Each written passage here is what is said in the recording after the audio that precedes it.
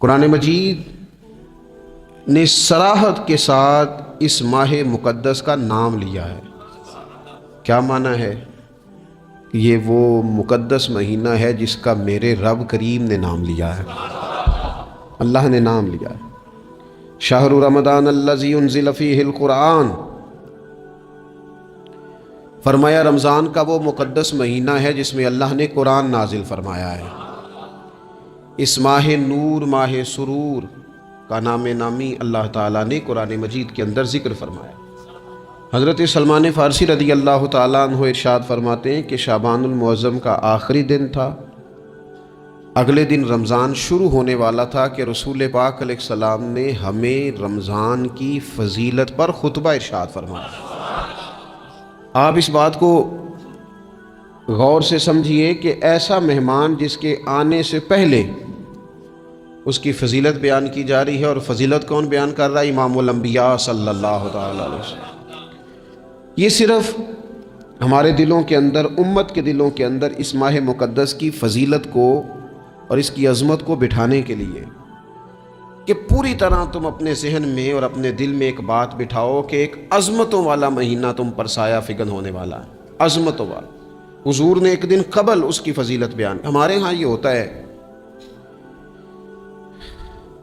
کہ ہم کسی چیز کی اہمیت کو لیتے ہیں لیکن سمجھتے ہیں کہ یہ کوئی روٹین ورک ہے، یعنی نارملی ہر سال رمضان شریف آتا ہے، اپنے وقت کے حساب سے چاند بدلتا ہے اور اپنے وقت پر رمضان شریف آ جاتا ہے۔ ہم سمجھتے ہیں کہ مطلب روٹین کا ایک معاملہ ہے، ایک روٹین کی چیز ہے۔ لیکن اگر آپ اس کو اس نظر سے دیکھیں گے نا کہ اس مہینے کے آنے سے پہلے، یعنی ابھی ایک دن بعد آنا ہے رمضان کو، اور آنے سے پہلے حضرت سلمان فارسی فرماتے ہیں کہ نبی پاک نے ہمیں باقاعدہ بلا کے خطبہ دے کے رمضان کی عظمت ہمارے دلوں میں بٹھا، یعنی فکری طور پر اور ذہنی طور پر امت کو تیار کیا۔ فرمایا تم پر ایک ایسا مہینہ سایہ فگن ہونے والا ہے جو مبارک ہے تمہارے لیے، باعث برکت ہے تمہارے لیے۔ تم اپنے آپ کو ذہنی طور پر تیار کرو کہ ایک ماہ نور تمہارے قریب آ رہا ہے۔ جو رمضان، اسلامی عبادات جتنی بھی ہیں نا، وہ مخصوص پوجا پاٹ نہیں۔ اسلامی عبادات میں سے کوئی عبادت بھی ایسی نہیں جس کا مقصد یہ ہو کہ آپ نے اتنے وقت سے لے کر اتنے وقت تک فلاں عمل کرنا ہے۔ جتنی بھی عبادات ہیں اسلامی، وہ اپنے دامن میں کوئی نتیجہ رکھتی ہیں، کوئی رزلٹ رکھتی ہیں، اس کے ثمرات انسانی زندگی پر مرتب ہوتے ہیں۔ انسان کو تزکیہ نصیب ہوتا ہے، اس کے باطن کو صفائی نصیب ہوتی ہے، اسے خیر کرنے کا موقع ملتا ہے، تربیت کے بہت سارے مواقع اس میں پائے جاتے ہیں، بہت سارے اسرار و رموز کے ساتھ اسلامی عبادات ہیں۔ یہ جو رمضان المبارک ہے نا، یہ جو روزہ ہے، یہ روزہ اپنے دامن کے اندر تربیت رکھتا ہے، تربیت۔ یا ایھا الذین آمنوا کتب علیکم الصیام کما کتب علی الذین من قبلکم لعلکم تتقون۔ اے ایمان والو، تم پر روزے فرض کیے گئے جیسا کہ تم سے پہلے لوگوں پر بھی فرض کیے گئے تھے تاکہ تم تقوی اختیار کرو۔ روزہ تمہیں پرہیزگار بنائے گا، تمہارے اندر سے جو نفسانی چیزیں ہوں گی انہیں نکالے گا، اور اللہ تبارک و تعالیٰ کی طرف تمہارے دل کا رجحان ہوگا، تمہاری روح کا رجحان ہوگا، تمہیں تزکیہ دے گا۔ روزہ انسان کی تربیت کرتا ہے، انسان کو روزہ ذہنی طور پر تیار کرتا ہے کہ اللہ کے حکم کے مطابق کھانا ہے، اللہ کے حکم کے مطابق پینا ہے۔ سب سے بڑا مسئلہ اس دور کا رزق حلال کا حصول ہے اور حرام سے اجتناب ہے۔ تو روزہ ہمیں یہ سبق پڑھاتا ہے کہ ہم وہی کھائیں گے اور اسی وقت کھائیں گے جو کھانے کا ہمیں ہمارے رب نے حکم ارشاد فرمایا ہے، اور جسے اللہ رسول منع کر دیں گے جتنی مرضی چمک دمک اپنے دامن میں رکھے، جتنی مرضی، لیکن ہم وہی لیں گے جو ہمارے لیے جائز ہے۔ آپ غور فرمائیے، روزہ لعلکم تتقون، روزہ تمہیں پرہیزگار کرتا ہے۔ بہت سارے لوگ ایک بات کرتے ہیں کہ عادتیں نہیں بدلی جاتی۔ یار کوشش کرتا ہوں لیکن میری عادت نہیں تبدیل ہوتی۔ میں آپ کو ایک رائے دینے لگا ہوں، مشورہ دینے لگا ہوں، میں آپ سے یہ عرض کرنے لگا ہوں کہ موقع آیا ہے رمضان شریف کا۔ رمضان میں نا بندہ روٹین میں اپنی عادتیں بدلتا ہے، کسی کو سویرے 7 بجے کھانے کی عادت ہے، کسی کو 9 بجے کھانے کی عادت ہے، کوئی صبح ناشتہ نہیں کرتا، دوپہر میں ہی کھاتا ہے. لیکن رمضان آیا تو عادت بدل گئی. 7 بجے والا بھی نہیں کھا رہا، 9 بجے والا بھی نہیں کھا رہا، دوپہر والا بھی نہیں کھا رہا، سارے سحری میں کھا رہے ہیں.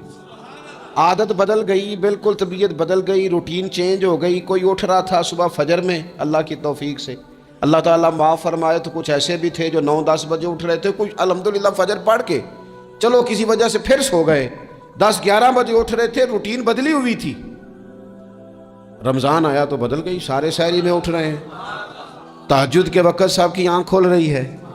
بالکل روٹین بدل گئی، حالات بدل گئے، معاملات تبدیل ہو گئے، اوقات تبدیل ہو گئے، دفاتر کے ٹائم تبدیل ہوئے، اسکولوں کے نظام تبدیل ہوئے، مدارس کے اوقات تبدیل ہوئے، ہر چیز کے اندر تبدیلی آئی. معنی کیا ہے؟ کہ اللہ نے تمہیں موقع دیا ہے کہ عادتیں بدلی جا سکتی ہیں، اپنے آپ کو تبدیل کیا جا سکتا ہے، لائف سٹائل کو چینج کیا جا سکتا ہے. یہ موقع آیا ہے. ایک مہینہ ہے پورا، 2-3 دن 4 دن آپ کی روٹین بگڑ جائے نا سونے کی، یعنی روٹین سے ہٹ کے آپ سونا جاگنا شروع کر دیں تو پھر وہی روٹین بن جاتی ہے. پھر اسی ترتیب سے انسان سارے کام کرتا ہے. تو رمضان میں روٹین چینج ہوگی، سارے تہجد میں اور سحری میں اٹھیں گے. تو اللہ کرے نا یہ روٹین قائم رہے. رمضان میں تو اٹھتے تھے سحری کرنے کے لیے، تو اللہ کرے روٹین بن جائے اور سارا سال اٹھیں تہجد کی نماز ادا کرنے کے لیے. اللہ کرے روٹین بن جائے، چیزیں تبدیل ہو جائیں. وہ لوگ جن کو ڈاکٹر کہہ رہے تھے کہ دوائی بھی کھانی ہے اور پرہیز بھی کرنا ہے، تو وہ کہہ رہے تھے جی دوائی کھانا تو آسان ہے، پرہیز کرنا مشکل ہے. تو بدلنے لگی ہے نا روٹین، آ گیا نا رمضان، پرہیز کا ٹائم شروع ہو گیا. لہذا بہترین فائدہ یہ ہوگا کہ رمضان میں پرہیز ہوگی. ڈائٹ پلان بالکل بنایا جا سکتا ہے، اس میں چیزوں کو بالکل مرتب کیا جا سکتا ہے. تو رمضان شریف کے آنے سے پہلے ذہنی طور پر اپنی عادات کی تبدیلی کا پروگرام بنائیں. عادتیں بدل جایا کرتی ہیں. رسول کریم دنیا میں آئے وَيُزَكِّيكُمْ، حضور تزکیہ کرنے تو آئے ہیں، عادتیں بدلنے تو تشریف لائے ہیں. نبی پاک نے صفائی ستھرائی کر دی، ساری ناپاک چیزوں کو نکال دیا. تو روٹین دیکھیں کہ رمضان میں تقوی کے حصول کے لیے اپنی عادات کو تبدیل کرنا ہے، اور اس کے لیے ذہنی طور پر اپنے آپ کو تیار کریں. وہ جو کہتے ہیں بچے سویرے نہیں اٹھتے، وہ روٹین بنا لیں. یہ موقع آیا ہے، ابھی سے ارادہ کر لیں کہ جناب ہم نے اس ترتیب سے اپنے گھر کو، ماحول کو، بچوں کو اس ترتیب سے ہم نے مرتب کرنا ہے چیزوں کو. یہ آپ ارادہ کریں، اللہ تعالیٰ مدد فرمائے گا. رمضان المبارک کی جو خاص فضیلت ہے، اس خاص فضیلت کو رمضان آنے سے پہلے ذہن میں بٹھا لیں، اور رمضان المبارک پورے کا پورا اس ذوق سے گزاریں کہ ذہن میں بات موجود ہو، ذہن میں، کہ دراصل رمضان کیا ہے.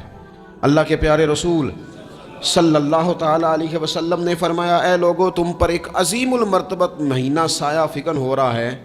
حضور فرماتے ہیں شہر مبارک، فرمایا یہ بڑا برکت والا مہینہ ہے، یہ برکتیں لے کے آیا ہے، یہ رحمتیں لے کے آیا ہے، یہ اپنے ساتھ عنایات لے کے آیا.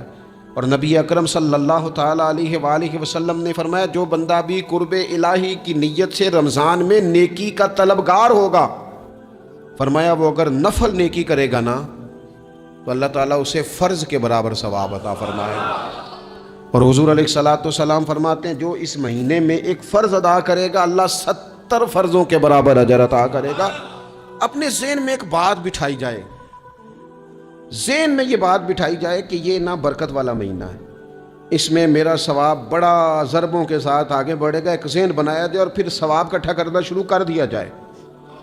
پھر وہ ترتیب بنا لی جائے، کاروباری نہیں، روحانی ترتیب، کاروباری نہیں، یعنی نئے سے نئے سٹال نہ تیار کیے جائیں. مہنگائی کیسے کرنی ہے اور کس طرح کر کے کن چیزوں کی آج کل مانگ ہوگی، کس ترتیب سے سودا پہلے ہی خریدنا ہے، مہنگا کیسے کرنا ہے، اللہ معاف کرے مصنوعی قلت کیسے پیدا کرنی ہے، کمائی کیسے کرنی ہے. رمضان کے اندر جناب لوگ ساری ترتیب لگا کے، ساری. میرے ایک دوست ہیں میڈیکل کے شعبے سے وابستہ ہیں، تو وہ مجھے کہنے لگے کہ ڈاکٹر بھی اپنی روٹین بدلتے ہیں اور معدے والی ساری دوائیاں بھی اکٹھی کر لیتے ہیں کیونکہ رمضان آنے والا ہے، یہ زیادہ لوگ استعمال کریں گے. وہ ماحول نہ پیدا کریں کہ ہر چیز دنیا داری ہو جائے، ہر چیز دنیا داری نہیں، ہر چیز کو ایک نیا روپ دے دیا جائے اور نیا سے نیا مال کمانے کا سلیقہ بنایا جائے۔ میں اکثر کہا کرتا ہوں کہ رمضان تو اس لیے تھا نا کہ اس میں کم کھانا ہے، تھوڑا کھانا ہے، لیکن اگر بندہ کہے کہ میں نے صبح کا چونکہ کھایا نہیں لہذا اب شام کو اتنا کھانا ہے کہ ہفتے سے پہلے ڈاکٹر کے پاس بھی جانا ہے، میں نے وہ سارا پوری کرنی ہے روٹین، تو پھر وہ مقصد کو نہیں نہ سمجھا، پھر اس نے اس خوبصورتی کو نہیں پایا جو خوبصورتی اس کو دین دینا چاہتا تھا۔ ایک تو رمضان کی فضیلت کو سمجھنا ہے، اور پھر جب ہم روزہ دار ہیں، ہم نے روزہ رکھا ہوا ہے، تو نبی پاک علیہ السلام نے خود اس مفہوم کو کھول کے بیان کیا، فرمایا جس بندے نے جھوٹ نہیں چھوڑا، گناہ نہیں چھوڑا، گویا غیبت نہیں چھوڑی، بدی نہیں چھوڑی، تو اللہ کے محبوب علیہ الصلوۃ والسلام فرماتے ہیں پھر اللہ تعالیٰ کو اس کے بھوکا پیاسا رہنے کی تو کوئی ضرورت نہیں، کیونکہ لعلکم تتقون، تقوی اختیار کرنا تو روزے کا مقصد تھا، اور اگر اس نے وہ بات کو سمجھا ہی نہیں، استاد کے لیے صرف استاد ہو جانا ہی ضروری نہیں، اس کو پھر اپنے منصب کا لحاظ کرنا بھی ضروری ہے کہ میں استاد ہوں۔ والد کا صرف والد ہو جانا ہی کمال نہیں، اس کو پھر اس منصب کے تقاضوں کو بھی سمجھنا چاہیے کہ اب میں ایک باپ ہوں، اب میں روٹین میں وہ آزاد نہیں ہوں کہ جہاں میرا جی چاہے گا جاؤں گا، جہاں میری طبیعت چاہے گی میں کھاؤں گا، جہاں میرا دل کرے گا میں وہ کام کروں گا۔ اب آپ سرپرست ہیں، سربراہ ہیں۔ انسان دیکھیں نا، ایک شخص ہے وہ عالم ہے، علم پڑھ لینا صرف کمال نہیں، وہ اپنے منصب کو بھی تو سمجھے نا، اس منصب کے وقار کو، اس کے لحاظ کو بھی تو سمجھے نا۔ ایک آدمی اگر عمر رسیدہ ہے، بڑا ہے، بزرگ ہے، اور وہ چاہتا ہے کہ میری بزرگی کی وجہ سے میرا اکرام کیا جائے، تو اسے اپنے منصب کا بھی لحاظ کرنا پڑے گا۔ اس کو حضرت سعدی فرمایا کرتے تھے میں نے 18 سال کے بزرگ دیکھے اور میں نے 75 سال کے بچے دیکھے۔ حضور کیا مطلب؟ فرمانے لگے عمر ہو گئی لیکن اپنے منصب کا خیال نہ کیا، عادات بچوں والی رہی۔ اور فرماتے میں نے ایسے لوگ دیکھے جن کو شروع وقت میں ہی اللہ والوں کی صحبت نصیب آئی، تو وہ جو بزرگی ہے وہ پھر عمر کی وجہ سے نہیں ملی، وہ اللہ نے علم اور عمل کی وجہ سے عطا فرما دی۔ تو اپنے منصب کا لحاظ کرنا کہ میرا یہ منصب ہے۔ اسی طرح جب ہم نے روزہ رکھا ہوا ہوگا نا، تو پھر ہم نے اس منصب کا بھی لحاظ کرنا ہے کہ میں روزے دار ہوں، پھر خالی بھوکے پیاسا نہیں رہنا۔ رسول پاک صلی اللہ تعالی علیہ وآلہ وسلم نے پتہ ہے روزے دار کی فضیلت کیا بیان فرمائی؟ اللہ کے محبوب صلی اللہ تعالی علیہ وسلم فرماتے ہیں کہ رب فرماتا ہے ابن آدم کا ہر عمل اس کے لیے ہے، روزہ میرے لیے، اور فرمایا میں خود جزا دوں گا روزے کی، میں خود جزا دوں گا روزے کی۔ اور حضور فرماتے ہیں روزہ ڈھال ہے، جو شخص روزہ دار ہو وہ بےہودگی سے، فحش گوئی سے اجتناب کرے۔ اور اللہ کے محبوب صلی اللہ تعالی علیہ وسلم فرماتے ہیں اگر کوئی شخص اسے گالی دے، اگر کوئی شخص اسے جھگڑا کرنا چاہے تو پتہ کیا جواب دے؟ اسے کہے بھئی میں روزے دار ہوں، میرے منصب کا تقاضا نہیں کہ میں تیرے ساتھ الجھوں۔ اور رسول پاک صلی اللہ علیہ وسلم فرمانے لگے اوہو اتنی بڑی بات۔ حضور فرمانے لگے، یہ صحیح مسلم کے لفظ ہیں، کریم محبوب فرمانے لگے مجھے اس رب کی عزت کی قسم جس کے قبضے میں محمد عربی صلی اللہ علیہ وسلم کی جان ہے، حضور فرماتے روزہ دار کے منہ کی خوشبو اللہ تعالیٰ کے نزدیک قیامت کے دن مشک کی خوشبو سے بھی زیادہ وقت والی ہوگی۔ اس کے منہ سے جو خوشبو آتی ہے قیامت میں مشک پیچھے رہ جائے گا، اور رب کی بارگاہ میں صرف روزہ دار کے منہ سے اگر تیرے منہ کی خوشبو رب کو اتنی پسند ہے تو تجھے بھی تو اپنے منصب کا خیال ہونا چاہیے کہ میں نے روزہ رکھا ہوا ہے، میں روزہ دار ہوں۔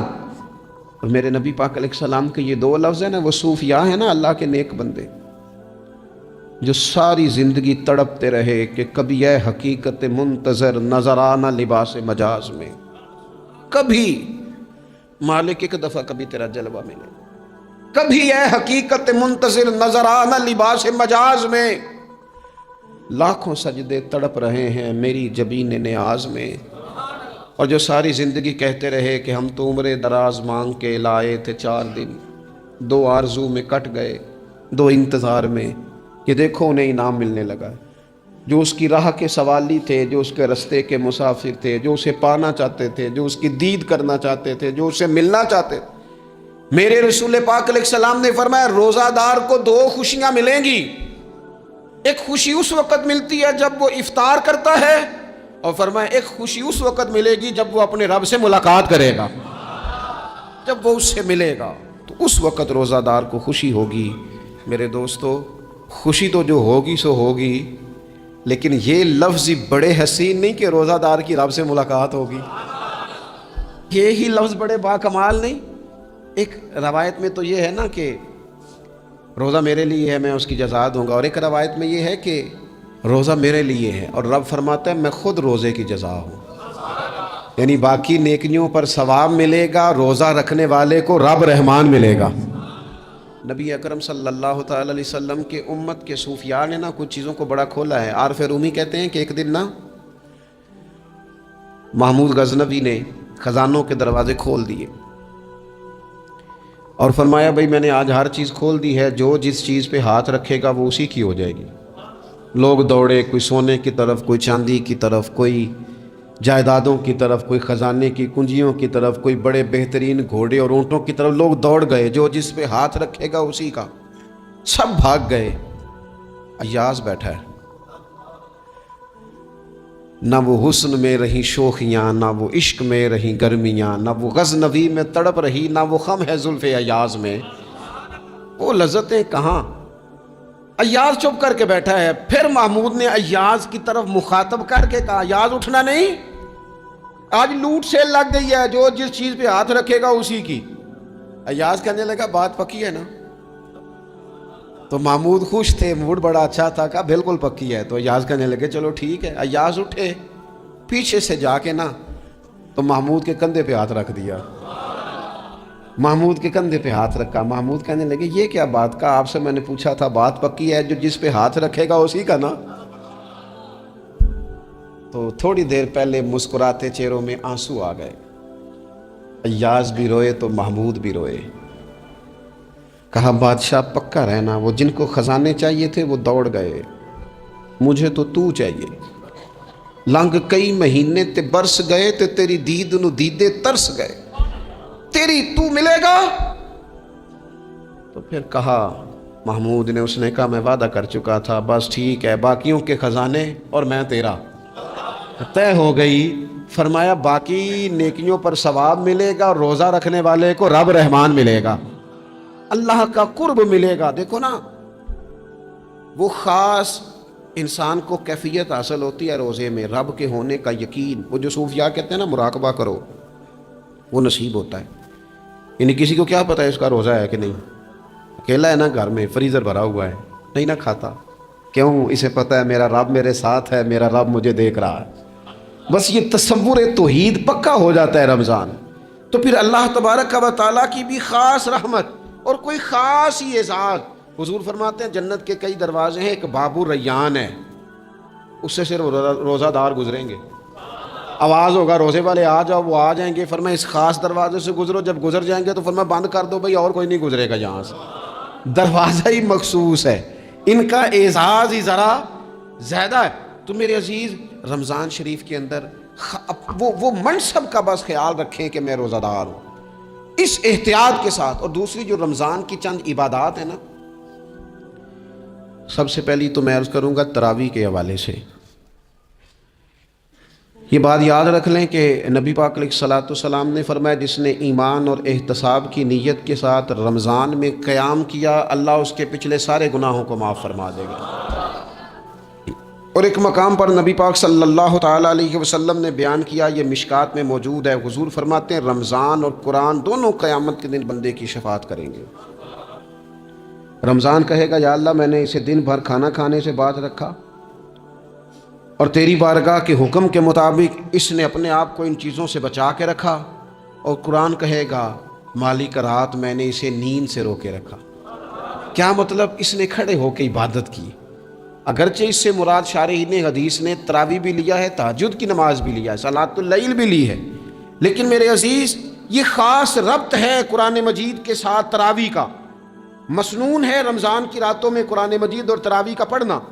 اگر تھوڑی سی نا طبیعت میں صرف تبدیلی پیدا کی جائے، میں نے دیکھا ہے کہ جو لوگ کہتے ہیں نا میرا وقت بڑا قیمتی ہے، بڑی ساری جگہوں پہ آپ کو بیٹھنا پڑتا ہے، بیٹھیں آپ 2 گھنٹے بیٹھیں، 3 گھنٹے بیٹھیں۔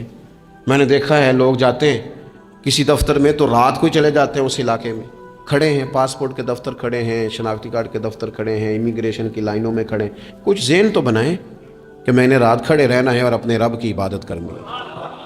تراویح کو ذرا ذوق سے آپ اگر تھوڑا ارادہ کر لیں گے نا، یعنی کوئی ایسا مشکل کام نہیں۔ میری تو رائے یہ ہے کہ پہلے 3-4 دن ذرا جم کے ذہن بنائیں اور تھوڑا سا نا روٹین کو بدلنے کی کوشش نہ کریں۔ جس امام صاحب کے پیچھے تراویح شروع کریں، کوشش کریں ساری وہیں پڑھیں۔ روٹین بدلنے سے بھی سستی آتی ہے، ایک دن یہاں گئے 2 دن وہاں گئے، تو یہ روٹین بدلنے سے بھی بعض اوقات سستی آتی ہے۔ کوشش کریں ایک جگہ پہ قرآن شریف سننا شروع کریں اور پھر پورا قرآن مجید وہیں پہ سنیں اور تھوڑا ذہن بنائیں۔ میں نے دیکھا ہے ہمارے استاد صاحب اس طرح کیا کرتے تھے کہ بہت تھوڑا کھانا افطاری کے وقت، تھوڑا، اور ان سے کہا جاتا آپ بزرگ آدمی ہیں، اتنا کم کھانا کیسے نظام چلے گا؟ تو فرماتے تھے میں 1 چپاتی اور آدھی چپاتی کھا لوں گا لیکن تراویح کے بعد۔ اب اگر زیادہ کھانا کھاؤں گا تو طبیعت میں سستی آئے گی، میرے لیے کھڑا ہونا مشکل ہو جائے۔ سادہ سا کھانے کے ساتھ افطاری کی جائے گی، اور تراویح کے لیے اپنے آپ کو ذہنی کہاں ٹائم ملتا ہے سارا سال قرآن پڑھنے سننے کا؟ یہ تو اللہ نے موقع عطا فرمایا ہے۔ تو تھوڑا سا اگر دلچسپی پیدا کی جائے، بڑا سونا قرآن مجید پڑھا جاتا ہے مساجد میں، بچے بڑی خوبصورتی سے، تو اللہ کا شکر ہے جگہ جگہ پہ۔ اور مساجد کے علاوہ بھی میں نے دیکھا ہے ہم سے لوگ مطالبہ کرتے ہیں کہ ہماری فیکٹری میں رات کو بھی کام ہوتا ہے، اتنے سارے ورکر ہیں تو بچہ کوئی مل جائے قرآن شریف سنائے، فلانی جگہ بھی اتنے لوگ ہیں تو اگر موقع مل جائے، تو اگر تھوڑا ذہن بنایا جائے، شوق پیدا کیا جائے تو اللہ تعالیٰ فضل فرماتا ہے، انسان کو طاقت ملتی ہے کھڑے رہنے کی۔ ایک تو تراویح، روزہ، تراویح، اور تیسری بات ہے سحر اور افطار۔ یہ جو سحری اور افطار، یہودی جو تھے نا وہ سحری نہیں کرتے تھے، سحری کا نام و نشان نہیں تھا، روزہ رکھتے سحری نہیں کرتے۔ تو نبی پاک صلی اللہ تعالیٰ علیہ وسلم نے فرمایا ہمارے اور یہودیوں کے درمیان فرق ہی سحری کا ہے، اور نبی پاک صلی اللہ تعالیٰ علیہ وآلہ وسلم نے فرمایا سحری کھایا کرو، سحری کھانے میں برکت ہے۔ اور اگلی بات سننی ہے آپ نے تو خوش ہو جانا ہے، سحری کو معمولی نہ سمجھے، سحری کرنا عبادت ہے۔ ہاں آپ مت سمجھیں کہ میں روٹی کھا رہا ہوں، یہ تو میرے سامنے دہی رکھا ہوا ہے، یہ تو سالن رکھا ہوا ہے، یہ تو اچار رکھا ہے، تو چپاتیاں رکھی ہیں۔ سحری کھانا عبادت ہے۔ آپ صبح اٹھے، آپ کی تو روٹین ہی اور تھی، تو 7 بجے کھاتے تھے، 9 بجے کھاتے تھے۔ یہ جو آپ صبح کھا رہے ہیں اٹھ کے سحری میں، اپنی مرضی سے تھوڑی کھا رہے ہیں، یہ تو کسی کے کہنے سے کھا رہے ہیں، یہ تو کسی کے بٹھائے بیٹھے ہیں۔ یہ جو سحری کا لنگر ہے یہ رب رسول کی رحمت کے ساتھ عطا ہوتا ہے، یہ کرم ہے، یہ اللہ رسول کے بٹھائے بیٹھے۔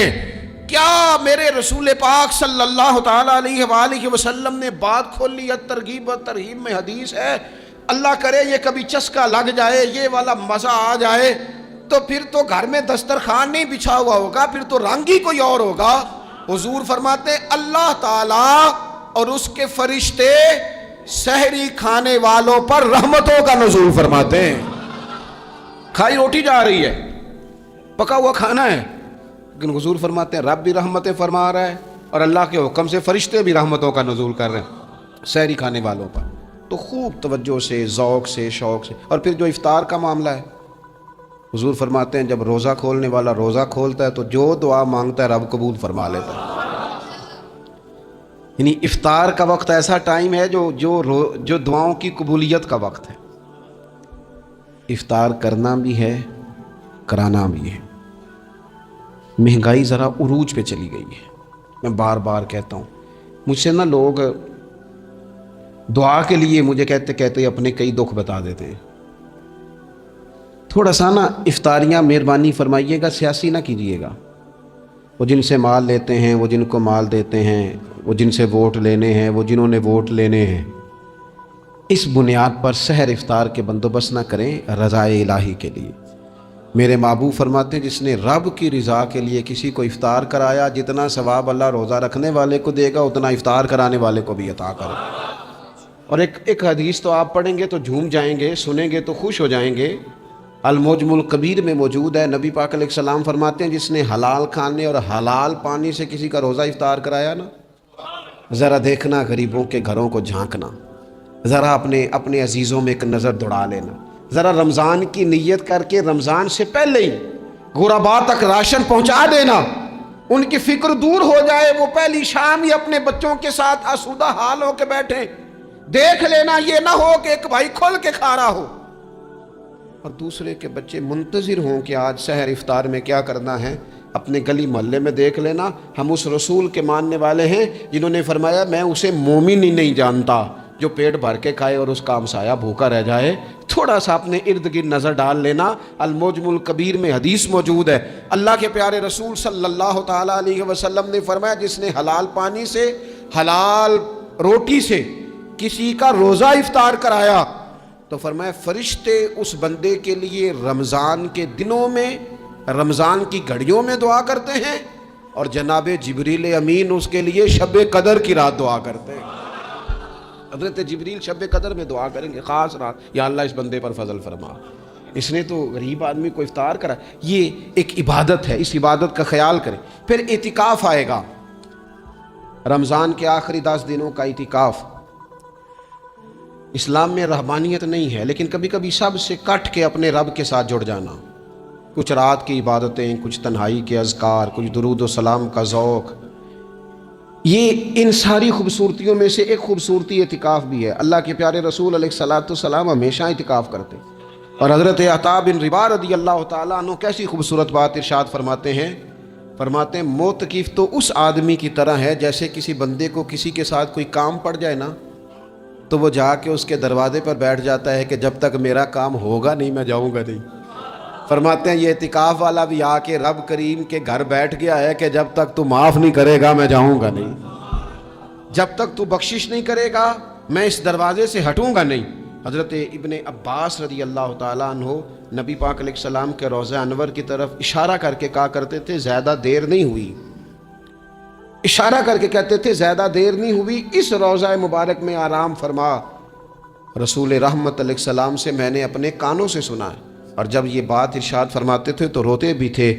فرماتے ہیں میں نے خود نبی پاک علیہ الصلوۃ والسلام سے سنا ہے کہ جو شخص اللہ تعالیٰ کی رضا کے لیے ایک دن کا بھی اعتکاف کرے گا نا، اللہ تبارک و تعالیٰ اس کے اور جہنم کے درمیان 3 خندقوں کی آڑ بنا دے گا، اور فرمایا ان کی مسافت زمین و آسمان سے بھی زیادہ ہوگی۔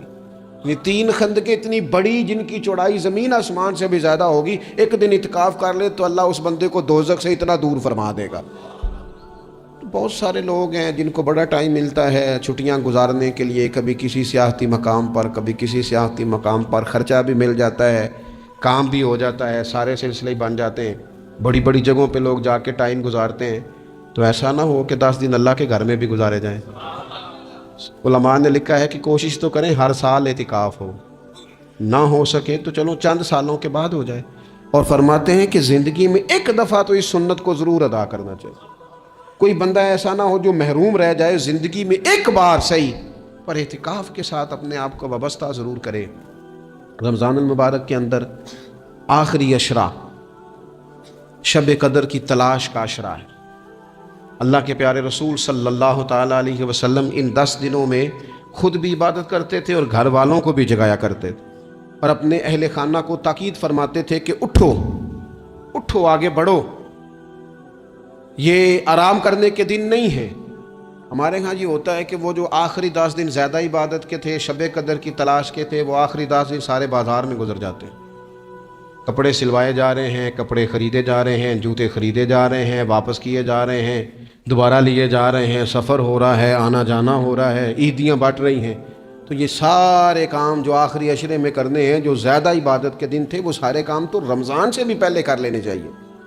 کپڑے رمضان سے پہلے خریدے جائیں، پہلے سلوا لیے جائیں، جوتے پہلے لے لیے جائیں، ضرورت کے کام پہلے کر لیے جائیں، جہاں آپ کو جو بانٹنا ہے وہ رمضان سے پہلے کریں۔ وہ مفت کی اپنے دل کو مطمئن کرنا کہ اب میرے پاس یہ بڑے میں خیر کا کام کرنے نکلا ہوا ہوں، میں عیدی بانٹنے جا رہا ہوں، یہ پہلے بانٹنے تھے۔ یہ عجیب بات ہے کہ جو زیادہ وقت مسجد میں گزارنے کا ٹائم تھا وہ سارا ہم نے ضائع کر دیا، وہ ادھر ادھر بازاروں کی نظر ہو گیا، میل ملاپ کی نظر ہو گیا، تو اگر چیزوں کو مرتب کیا جائے، میں تو دوستوں سے کہا کرتا ہوں زکوٰۃ کا حساب، صدقات کا حساب، صدقات فطر کا حساب، جتنے بھی روٹین کے کام ہیں اس کو کوشش کریں رمضان شریف سے پہلے آپ ترتیب دیں، آپ ان چیزوں کو پہلے سے مرتب کریں تاکہ وہ بہترین ہو جائیں۔ ہم تو اس دین کے ماننے والے ہیں جہاں نیت کرو تو اجر شروع ہو جاتا ہے۔ آپ رمضان کی نیت سے جو آج خرچ کریں گے اس کو اللہ تعالیٰ رمضان کے ثواب کے برابر ہی اجر عطا فرمائے گا۔ لیکن وہ ہم نا کچھ لوگ بڑا ایک صاحب مجھ سے کہنے لگے جی میں نے سنا ہے صدقہ فطر آخری عشرے میں ہی دینا چاہیے۔ میں نے کہا آپ کا پروگرام تب دینے کا، اس لیے آپ نے یہ گاڑا کر کے سن لیا، ذرا اس کو آپ نے زیادہ غور سے سن لیا ہے۔ آپ جب ضرورت محسوس کریں، جب آپ سمجھیں کہ کسی کو ضرورت ہے، ضرورت کے وقت کوئی چیز کام نہ آئی تو پھر کب جا کے کام آئی۔ تو میری آپ سے یہ اپیل رہے گی کہ پہلے سے چیزوں کو مرتب کریں، معاملات کو پہلے سے طے کریں۔ وہ لوگ بڑے اچھے ہوتے ہیں جو وقت پر منصوبہ بندی کرتے ہیں، جو چیزوں کو ٹائم پہ مرتب کرتے ہیں۔ وہ ٹائم جو ہمارا بالکل اللہ کی بارگاہ میں حاضری کا ہے، عبادات کا ہے، اگر وہ سارا گاڑیوں کی نظر ہو جائے گا، اسفار کی نظر ہو جائے گا تو ہم نے حاصل کیا کیا۔ ایک بات آخر میں بڑے درد کے ساتھ آپ کی خدمت میں عرض کرنی ہے، ہر سال کہتا ہوں، اس سال بھی کہوں گا، ذاتی اخراجات کو کچھ کم کیا جائے۔ ذاتی اخراجات نہ کچھ لوگوں کے بہت زیادہ ہیں، ان کے اپنے لباس کے، کپڑوں کے، اور وہ اخراج میں نے پچھلے جمعے بھی کہا تھا، اسلام ذبائش کی اجازت دیتا ہے، نمائش کی اجازت نہیں دیتا۔ نمائش والے کام اگر تھوڑے چھوڑ دیے جائیں کچھ بھی نہیں ہوتا۔ میں تو شاید اگر میں سینکڑوں کہہ دوں تو غلط نہیں ہوگا، لیکن بیسیوں تو لوگ ایسے ضرور ہوں گے کہ جو عید ساری سو کے گزارتے ہیں، سارا دن سوئے رہتے ہیں، پتہ نہیں وہ اتنے مہنگے مہنگے کپڑے کس لیے خریدتے ہیں۔ عید کی نماز پڑھی سو گئے، اور بھئی آپ کا فون بند تھا جی میں سو رہا تھا جی، تو بھئی وہ جو آپ نے 1.5 مہینہ درزی کے پاس آنا جانا لگایا وہ کس مقصد کا؟ رات کوئی پہننا تو کوئی پرانا جوڑا پہن لیتے۔ ایسی مصیبت کیا بنی ہوئی تھی؟ اتنے مہنگے کپڑے خریدے، اتنا مہنگا جوتا لیا، اور دن سارا سو کے گزار دیا۔ ذاتی اخراجات کم کریں۔ پتہ کیا ہے، فرق بہت بڑھتا جا رہا ہے، بہت بڑھتا جا رہا ہے۔ یعنی ایک جگہ پہ چیزیں پڑی ہیں، خراب ہو گئی ہیں، کھانے کا ٹائم نہیں، پہننے کا ٹائم نہیں، اور ایک جگہ وہ ہے کہ جہاں لوگ دوائی کو ترس رہے ہیں۔ گندم امیر شہر کی ہوتی رہی خراب، اور بچی کسی غریب کی فاقوں سے مر گئی۔ اور کسی نے کہا تھا کہ غریب شہر تو فاقوں سے مر گیا لیکن امیر شہر نے ہیرے سے خودکشی کر لی، اللہ معاف فرمائے۔ تو بہت ساری جگہوں پہ لوازمات زیادہ ہیں، اخراجات زیادہ ہیں، تکلفات زیادہ ہیں۔ اس رمضان میں مہنگائی کا جو زور ہے، حالات کی جو سنگینی ہے، اور تھوڑا پیچھے جائیں تو غریب علاقوں میں جس قسم پرسی کے ساتھ لوگ اپنا وقت بتا رہے ہیں، اگر صرف امیر لوگ اپنے کچھ ذاتی اخراجات کو کنٹرول کرنے میں کامیاب ہو جائیں تو بڑے سارے لوگ ایسے ہیں جن کے لیے وہ خوشیاں بانٹنے کا ذریعہ بنیں گے، اسباب۔ اور ویسے بھی زندگی سادہ کریں، آسان ہو جائے گی۔ زمین پر چلیں، آپ محسوس کریں گے کہ زندگی بہتر ہو گئی ہے، آسانی والی ہو گئی ہے۔ اللہ کی بارگاہ میں دعا کرتا ہوں اللہ تعالی ہم سب کو سمجھ نصیب فرمائے۔